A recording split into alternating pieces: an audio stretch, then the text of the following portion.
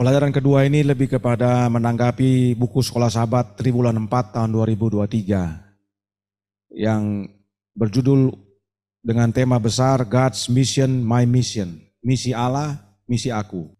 Nah, pelajaran Sekolah Sahabat Triwulan 4 ini di pelajaran kedua yang dimulai besok tanggal 8 Oktober diberi judul The Triune God, The Origin of Mission.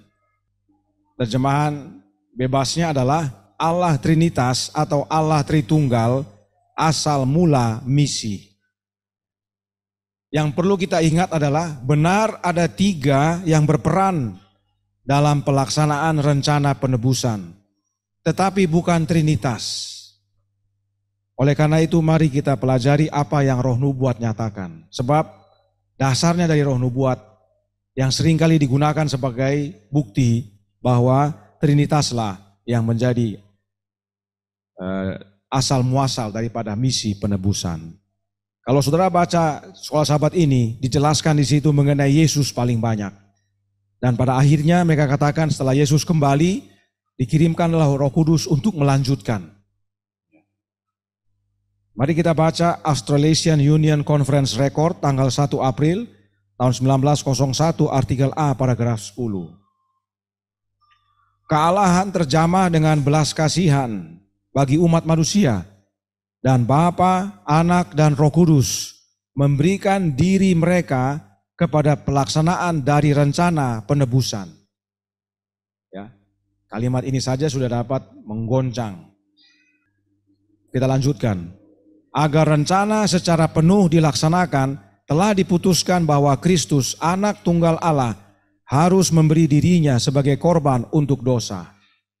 Apakah yang dapat mengukur dalamnya dari kasih ini? Kutipan ini menjadi dasar bagi kaum Trinitas bahwa Roh Kudus itu bukan hanya pribadi tetapi Allah juga. Sebab Roh diasumsikan terlibat dalam rencana penebusan. Kenapa saya bilang diasumsikan? Kita perlu baca dengan baik apa yang tertulis. Perhatikan kata working out. Dalam bahasa Inggris katanya working out, dalam bahasa Indonesia pelaksanaan atau melaksanakan. Pertanyaan, apakah sama melaksanakan dengan merencanakan? Tidak sama. Melaksanakan biasanya apa yang direncanakan. Kita buat rencana, baru habis itu dilaksanakan. Jadi, jika kita sepakat kata pelaksanaan berbeda dengan perencanaan, maka yang dilaksanakan adalah yang sudah direncanakan. Nah, kalimat yang ditandai warna biru akan membantu mengerti lebih jelas. Sebab dikatakan agar rencana, ya, rencana ini secara penuh dilaksanakan. Telah diputuskan bahwa Kristus, Anak Tunggal Allah, harus memberi dirinya sebagai korban untuk dosa. Pertanyaan, untuk rencana keselamatan itu secara penuh dilaksanakan, apa yang dilakukan? Harus Yesus memberi dirinya menjadi korban dosa. Artinya, rencana keselamatan itu secara penuh dilaksanakan oleh siapa? Oleh Yesus. Untuk membantu, mari kita lihat paragraf sebelum paragraf ini. Australasian Union Conference Record 1 April tahun 1901, artikel A, paragraf 9. Dikatakan, kemuliaan Injilah yang menjadi prinsip dasar dari pemulihan rupa ilahi dalam ras yang telah jatuh, melalui manifestasi kebajikan yang konstan. Pekerjaan ini dimulai di istana sorgawi. Di sana, Allah memutuskan untuk memberi manusia bukti yang tak diragukan lagi tentang kasih yang dengannya Dia memperhatikan mereka. Ya. Apa itu bukti kasih yang tak diragukan itu? Yang kuning. Karena begitu besar kasih Allah akan dunia ini, sehingga Ia telah mengaruniakan anaknya yang tunggal, supaya setiap orang yang percaya kepadanya tidak binasa, melainkan beroleh hidup yang kekal. Tidak heran supaya rencana keselamatan itu secara penuh dilaksanakan, apa yang harus dilakukan? Memberi tunggal Allah. Mengaruniakan anaknya yang tunggal, yaitu Yesus Kristus, menjadi korban pendamaian dosa. Itulah cara untuk rencana keselamatan dilaksanakan secara penuh. Bukan setengah-setengah atau sebagian. Secara penuh dilakukan oleh Yesus. Ini perlu kita ingat, kita perlu simpan. Jadi oleh karena itu, Allah memberikan anaknya agar rencana penebusan ini sepenuhnya terlaksana. Nah, berapa makhluk yang memberikan? Hanya satu, yaitu Bapa. Ada berapa makhluk yang diberikan? Satu, yaitu anak. Nanti kita lihat roh itu apa dan kapan dia muncul. Perhatikan, Nyonya White tidak pernah menyebut atau menuliskan bahwa Roh Kudus itu adalah makhluk. Secara konsisten Nyonya White menyebut Roh Kudus adalah kuasa. Ya, contohnya 3 kuasa besar, 3 great power. 3 kuasa tertinggi, 3 highest power. Kemudian oknum atau pribadi, third person, personality, a person. Tidak pernah dia katakan Holy Spirit is a being atau makhluk. Ada yang pernah menuliskan atau membuat tulisan seperti itu, tapi sudah kita pelajari bahwa itu bukan tulisan roh nubuat, tetapi tulisan stenografernya, juru tulisnya. Demikianlah Nyonya White dituntun oleh Yesus dalam menuliskan tentang roh dalam tulisan roh nubuat. Karena roh nubuat adalah kesaksian Yesus. Nah, untuk membantu, tadi kita sudah sepakat bahwa melaksanakan dengan merencanakan berbeda. Harus ada yang direncanakan untuk dilaksanakan. Nah, siapa sekarang yang merencanakan rencana keselamatan? Ada berapa dia? Ada 2. Bapak dan anak. Oke. Ada Mami Ivon bilang Bapak dan anak. Kita baca. Patriarchs and Prophets halaman 34. Kristus, firman, satu-satunya yang lahir dari Allah adalah satu dengan Bapa yang kekal. Satu dalam alamiah, dalam karakter, dalam tujuan. Satu-satunya makhluk yang dapat masuk ke dalam semua dewan dan maksud Allah. Satu-satunya. Kembali, berapa makhluk yang merencanakan di sini? 2, yaitu Bapa dan anaknya. Satu-satunya yang dapat masuk ke dalam dewan dan maksud Allah. Dan ini berdasarkan kutipan dari Alkitab atau ayat dalam Alkitab yang tadi Opung Tamunan sudah sebut. Zakaria 6 ayat 13. Dialah yang akan mendirikan bait Tuhan dan dialah yang akan mendapat keagungan dan akan duduk memerintah di atas tahtanya. Di sebelah kanannya akan ada seorang imam dan permufakatan tentang damai ada di antara mereka 2. Permufakatan tentang damai atau councils of peace itu istilah lain dari rencana keselamatan. Rencana keselamatan itu antara 2 oknum saja. Dan dalam hal ini adalah Bapa dan anaknya. Bapa yaitu Tuhan dalam huruf besar dan imam adalah anaknya. Karena dikatakan di sebelah kanannya ada seorang imam dan itu adalah Yesus. Ini adalah gambaran tentang Yesus dan dewan yang membahas penebusan atau tentang damai itu adalah antara 2 saja. Bapa dan anak. Mari kita lihat apa yang roh nubuat katakan lebih lanjut.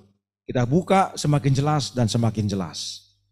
The Signs of the Times, Oktober 10 tahun 1892, paragraf pertama. Sebuah perjanjian telah disepakati oleh Bapa dan oleh Anak untuk menyelamatkan dunia melalui Kristus. Apakah ada 3 atau 2 di sini? Siapa Kristus? Anak. Jadi kita bisa bilang, sebuah perjanjian telah disepakati oleh Bapa dan oleh Kristus untuk menyelamatkan dunia melalui Anak. Kita bisa putar balik, karena anak dengan Kristus sama. Jelas, yang membuat rencana bukan 3 tapi 2. Yang membuat rencana ya, membuat rencana. Kemudian, Kerinduan Segala Zaman, buku yang katanya mengajarkan Trinitas. Kita baca halaman 834 bahasa Inggris atau 492 paragraf 5 terjemahan IPH. sebelum landasan dunia diletakkan, Bapa dan Anak telah bersatu dalam sebuah perjanjian untuk menebus manusia jika manusia dikalahkan oleh setan. Mereka, siapa mereka ini? Bapa dan Anak telah menjabat tangan mereka dengan ikrar hikmat bahwa Kristus harus menjadi penjamin bagi umat manusia. Jadi kalau mau dibilang, mereka buat perjanjian, terus mereka apa? Salaman. Deal. Bahwa Yesus jadi penjamin. Berapa makhluk? 2 makhluk. Berapa yang berjabat tangan?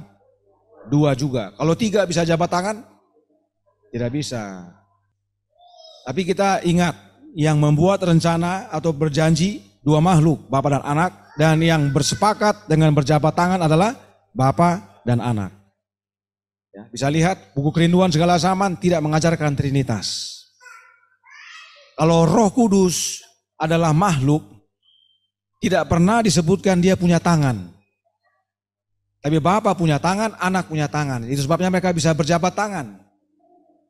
Bahkan Roh Nubuat katakan alamiah Roh Kudus adalah misteri. Jadi ini adalah bukti. Mereka telah menjabat tangan mereka dengan ikrar hikmat. Berarti Bapa dan Anak punya tangan, tidak heran Bapa berkata kepada anaknya, marilah kita menjadikan manusia menurut gambar dan rupa kita. Sebab mereka punya tangan, mereka menciptakan manusia seperti rupanya Bapa dan Anak yang punya tangan. Dan kita di sini ada 2, itu sebabnya hasilnya 2. Tidak ada kutipan dalam Roh Nubuat yang mengatakan Bapa berjabat tangan dengan Roh Kudus. Demikian juga Yesus dengan Roh Kudus berjabat tangan, tidak ada. Kan bisa saja Bapa dengan Anak, Bapa dengan Roh, Anak dengan Roh. Oke, salaman-salaman mereka. Tidak ada. Hanya Bapa dan Anak yang bersalaman. Tidak ada disebutkan Roh ikut salaman, tidak ada.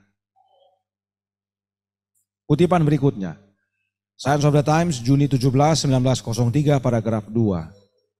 Rencana keselamatan yang dirancang oleh Bapa dan Anak akan sukses besar. Nah, ini dia. Bapa dan Anak. Tidak perlu oknum yang lain untuk menjadi sukses rencana itu. Cukup Bapa dan Anak sukses. Review and Herald, September 13, 1906, paragraf 4.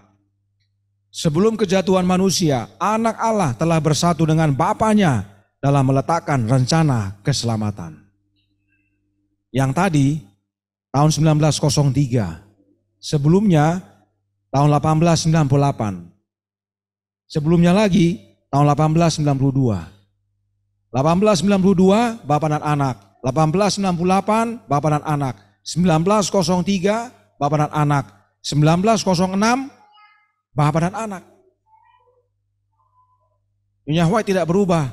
Sebelum terbitnya buku Kerinduan Segala Zaman dengan sesudah. Sama saja. Bapa dan Anak. Hanya 2 yang membuat rencana keselamatan. Nah sekarang mau tahu bagaimana prosesnya rencana keselamatan itu dilaksanakan. Ada sedikit gambaran diberikan kepada kita. Mari kita baca agak panjang sedikit. Segera saya, Nyonya White ini, melihat Yesus. Mendekati cahaya yang sangat terang yang menyelimuti Bapa. Malaikatku yang menyertaiku berkata, dia yaitu Yesus berbicara serius dengan Bapanya. Kecemasan para malaikat tampak sangat kuat saat Yesus sedang berkomunikasi dengan Bapanya. Siapa yang bicara selalu di sini? Bapa dan Anak. Bicara serius itu Bapa dan Anak. 3 kali dia ditutup oleh cahaya mulia menyelimuti Bapa. Ya. 3 kali dia masuk kepada Bapa, 3 kali dia bicara kepada Bapa. Dan yang ketiga kalinya dia keluar dari Bapa, pribadinya dapat dilihat. Wajahnya tenang, terbebas dari semua kebingungan dan keraguan, dan bersinar dengan kebajikan serta keindahan, tidak dapat diungkapkan dengan kata-kata. 3 kali mereka bicara serius. Nanti yang ketiga baru deal. Itulah yang tadi Opung Tamunan katakan, tidak mudah bagi Bapa untuk melepaskan anaknya untuk menjadi korban penebusan. 3 kali mereka diskusi. Yang ketiga baru disepakati. Dia, yaitu Yesus, kemudian memberitahukan kepada pasukan malaikat bahwa jalan keselamatan telah dibuat untuk manusia yang hilang. Dia mengatakan kepada mereka bahwa dia telah memohon kepada Bapanya dan telah menawarkan untuk memberikan nyawanya sebagai tebusan, untuk menjatuhkan hukuman mati atas dirinya sendiri, bahwa melalui dia manusia boleh mendapat pengampunan. Perhatikan kalimat itu, menjatuhkan hukuman mati atas dirinya sendiri. Sebab apa tadi? Rencana keselamatan secara penuh terlaksana apa? Dengan cara Yesus memberi dirinya sebagai korban pendamaian. Dia harus jatuhkan hukuman mati atas dirinya sendiri supaya rencana keselamatan itu secara penuh terlaksana. Apa reaksi malaikat mendengarkan? Kita lanjutkan. Pada mulanya para malaikat tidak dapat bersuka cita karena komandan mereka tidak menyembunyikan apa-apa dari mereka, namun membuka di hadapan mereka rencana keselamatan. Dikasih tahu kepada malaikat rencana keselamatan itu, bahwa dia harus mati. Malaikat-malaikat sujud menyembah di hadapannya. Mereka menawarkan hidup mereka. Yesus berkata kepada mereka bahwa dia dengan kematiannya akan menyelamatkan banyak orang. Bahwa kehidupan malaikat tidak dapat membayar hutang. Hidupnya sendiri bisa diterima dari Bapanya sebagai tebusan bagi manusia. Yesus juga mengatakan kepada mereka bahwa mereka akan memiliki peran untuk bertindak, untuk menyertai dia, dan pada waktu yang berbeda menguatkan dia. Kalau kita baca Roh Nubuat, ada berapa malaikat yang selalu menemani Yesus? Ada 2. Selalu bersama Yesus 2 malaikat ini. Dia bilang, kamu tidak bisa menjadi pengganti, tapi kamu pasti punya peran, yaitu untuk menguatkan saya dan juga yang lainnya. Dengan kesedihan yang kudus, Yesus menghibur dan memujuk para malaikat. Oleh kematiannya, ia harus menebus banyak orang dan menghancurkan dia yang memiliki kuasa maut. Siapa dia ini? Yang memiliki kuasa maut? Setan. Oleh kematian Yesus, dia menghancurkan setan. Dan Bapanya akan memberi dia kerajaan dan kebesaran kerajaan di bawah seluruh langit. Dan dia akan memilikinya untuk selama-lamanya. Setan dan orang berdosa akan hancur. Mendengar itu, malaikat bersuka cita. Kemudian sukacita yang tak terkatakan memenuhi sorga. Dan rombongan sorgawi menyanyikan sebuah lagu pujian dan penyembahan. Mereka memainkan kecapi mereka dan menyanyikan satu nada lebih tinggi dari yang mereka lakukan sebelumnya. Biasanya kalau kita nyanyi atau main musik, kita menaikkan satu nada itu membawa suatu kemegahan, suatu keagungan. Dari kalimat ini semua, sengaja saya tandai. Semua yang Yesus nyatakan kepada para malaikat adalah suatu penghiburan. Dia menghibur. Dia menghibur malaikat, kamu tidak bisa. Tidak apa-apa, nanti kamu punya peran. Dan kamu jangan takut. Saya mati ini, itu menghancurkan setan dan orang berdosa. Tidaklah lagi mereka. Dan nanti setelah itu, kerajaan ini dan semuanya Bapa berikan kepada saya. Kita hidup selamanya bersama-sama dengan damai. Mendengar itu, malaikat apa? Wah, senang sekali. Kalau begitu, deal juga. Mereka main musik dengan nada dinaikkan, satu nada. Ini bisa kita baca dalam buku Story of Redemption bab 5. Ini belum diterjemahkan kalau tidak salah. Dan sebagai penutup, The Youth Instructor Juni 15 tahun 1893 paragraf 1 berkata, kita akan diadili sesuai dengan terang yang kita miliki. Ya. Ini tadi Saudara Brand sampaikan. We shall be judged according to the light we have had. Sesuai dengan hak istimewa yang telah kita dapatkan, sesuai dengan kesempatan kita dapat untuk mendengar dan memahami firman Allah. Hak istimewa ini telah diberikan kepada kita melalui harga yang tak terbatas kepada Bapa dan Anak. Rencana penebusan telah dirancang dan dilaksanakan sejauh ini melalui pengorbanan seluruh sorga. Saya tanya, bagi kita yang sudah dengar renungan pagi, Kalau dibilang seluruh sorga itu siapa? Yesus. Roh nubuat katakan Bapa dengan memberikan Yesus itu sama dengan memberikan seluruh sorga. Dan karunia Roh Kudus telah disediakan. Nah, ini dia baru muncul Roh Kudus. Bahwa ilahi dapat bersatu dengan manusia dan manusia diangkat dalam nilai moral dan kerohanian. Perhatikan betapa jelasnya kita diberitahu bahwa rencananya pertama-tama dibuat dan kemudian dilaksanakan. Kita tahu rencana itu dirancang oleh Bapa dan Anak. Ketika mereka merancang rencana itu dengan biaya atau harga yang tak terbatas kepada mereka, yaitu kepada Bapa dan Anak, sebab Bapa harus relakan anaknya untuk mati bagi kita, itu harga yang tak terbatas. Mereka, yaitu Bapa dan Anak, memutuskan bahwa dengan melaksanakan rencana keselamatan itu, karunia Roh Kudus akan disediakan. Oleh karena itu, ketiganya menyerahkan diri mereka pada pelaksanaan rencana keselamatan yang dirancang oleh Bapa dan Anak. Jadi, Bapa dan Anak rencanakan rencana keselamatan dan secara penuh dilaksanakan oleh Yesus Kristus, anaknya. Tetapi setelah ini proses dilaksanakan, mereka melihat perlu karunia Roh Kudus disediakan. Itulah sebabnya kutipan tadi berkata apa? Kealahan terjamah dengan belas kasihan bagi umat manusia dan Bapa, Anak, dan Roh Kudus memberikan diri mereka kepada pelaksanaan dari rencana penebusan. Rencana yang dibuat oleh dua makhluk, yaitu Bapa dan Anak, yang dilaksanakan secara penuh oleh Anak. Dan oleh karena itu, Bapa dan Anak melihat pentingnya menyediakan Roh Kudus. Nah, kalau secara penuh rencana keselamatan dilakukan oleh Anak, Roh itu siapa? Anak juga.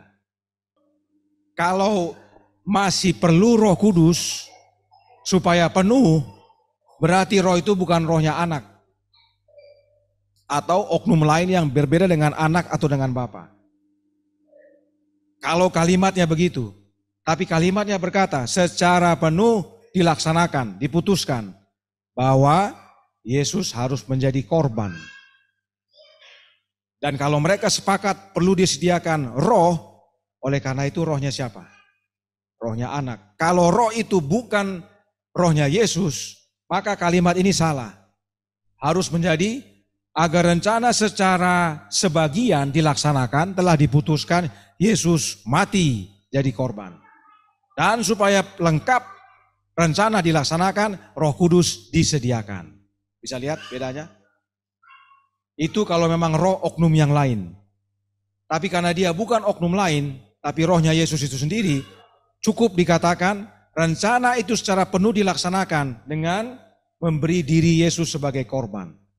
Sebab oleh karena kehidupan, kematian, dan kebangkitannya, itulah dasar rohnya dicurahkan kepada manusia. Itulah sebabnya Allah berkata kepada anaknya, engkau membenci kefasikan dan mencintai keadilan. Karena dia hidup sebagai manusia yang membenci kefasikan dan mencintai keadilan, dan dia mati demi keadilan itu, dan dia bangkit oleh karena kasih Allah, dan dia kembali menerima kuasa itu. Tugas yang Allah berikan kepada dia. Jadi rencana penebusan dapat dilaksanakan secara penuh oleh karena anak Allah. Karenanya roh yang dicurahkan adalah rohnya anak Allah. Roh Nubuat berkata dalam Review and Herald November 19 tahun 1908 paragraf 5. Roh Kudus adalah yang tertinggi dari semua pemberian yang dia dapat peroleh dari Bapanya untuk meninggikan umatnya. Roh harus diberikan sebagai agen regenerasi, dan tanpa ini pengorbanan Kristus tidak akan berguna. Regenerasi artinya memperbaharui, menghidupkan. Dan perhatikan, Yahweh katakan without this, ya, tanpa ini, Roh Kudus dikatakan dalam bentuk kata ganti benda lagi, Without this, di sini artinya Roh Kudus. Tanpa Roh Kudus, pengorbanan Kristus tidak akan berguna. Kalau roh ini adalah oknum lain yang bukan Yesus dan bukan Bapa, berarti kalimat sebelumnya sudah salah. Ada dikatakan apa?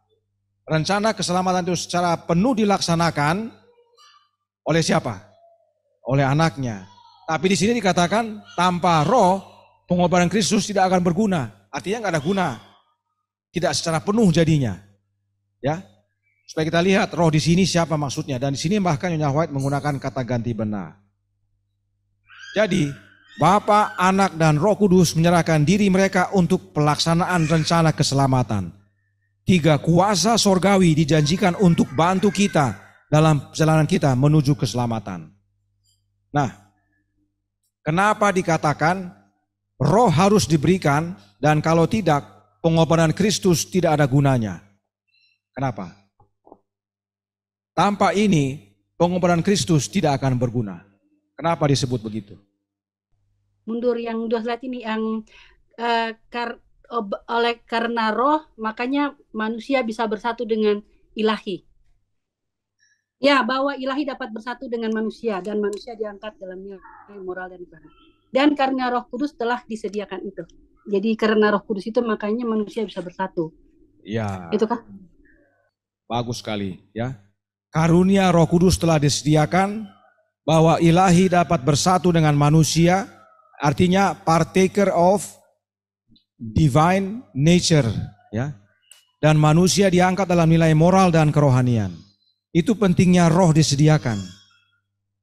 Sebab dengan itu, kehidupan kita seperti tulang ben tadi, kita tidak akan berhasil.